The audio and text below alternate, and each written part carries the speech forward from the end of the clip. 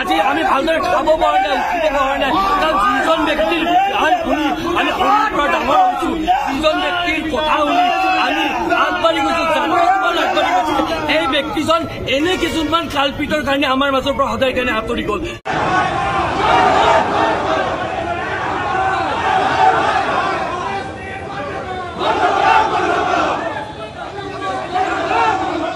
মাত্ৰ 52টা বছৰ বয়সতে তেখেতে জীৱনৰ নাকৰ পৰা মেলানি মাৰিলে।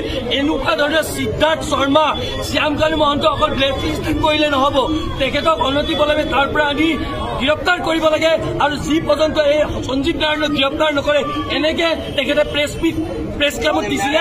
আমাৰ প্ৰতিবাদক দেওমানি এওঁ ঘৰত আহি পেলাই নিজৰ অফিচত কাৰ্যালয়ত তেখেতে প্ৰেছ মিট দিছে।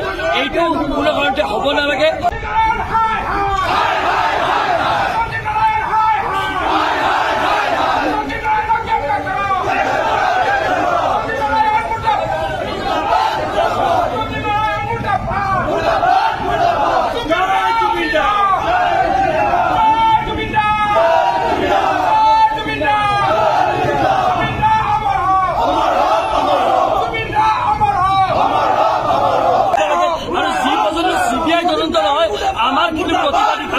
আমি কিন্তু প্ৰতিবাদ কৰিমে, ৰাস্তাত উত্তাল হ'বই।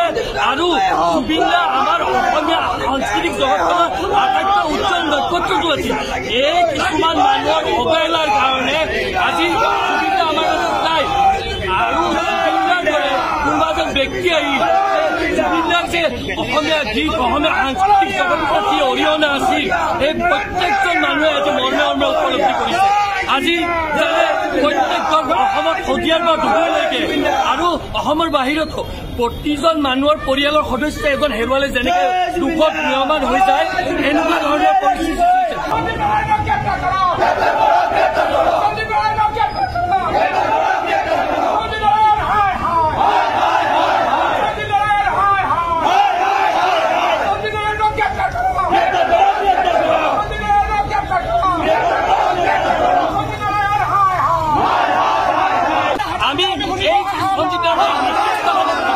গৰিহণা দিছো।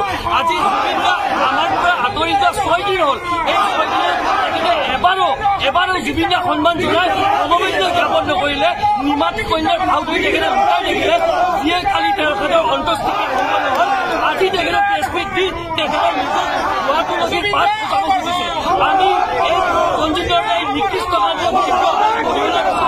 অসম জাতীয় কমিটি যুৱ ছাত্ৰ পৰিষদে আৰু এটা কথা স্পষ্ট কৰি দিব বিচাৰিছো, চৰকাৰে ব্যৱসায়ী আৰু বেপাৰী মানুহ, এই বেপাৰী মানুহৰ চৰকাৰৰ লগত হাত থাকে। এই চৰকাৰৰ লগত মিছলিয়ামি কৰি তেওঁলোকে খেলা দিছে, খেলাৰ লগত তেওঁলোকে আইনৰ খালি যাব পাৰে।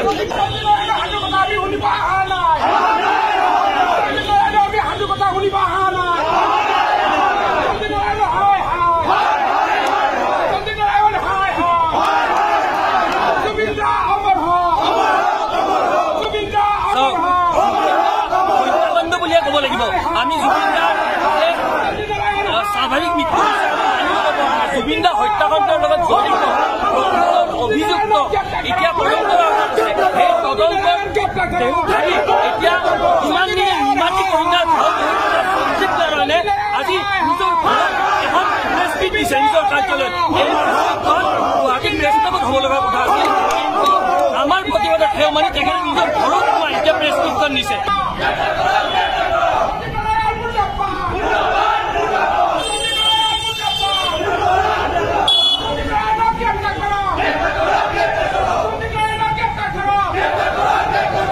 আৰু এটা কথা ঠিক, যদি চৰকাৰে সঁচাকে জুবিন দাৰ হত্যাকাৰীক শাস্তি দিবলৈ বিচাৰে, ৰেহাই দিব বিচাৰে, এনেধৰণৰ কালপিত অনতিপলমে তেওঁলোকে গ্ৰেপ্তাৰ কৰিব লাগিব। অকল ভাল মূল বজালে নহ'ব, কথাতে সীমাবদ্ধ হৈ থাকিলে নহ'ব, কথাৰ পৰিৱৰ্তে সঁচা কাম কৰি দিব চৰকাৰখনে। তেতিয়া আমি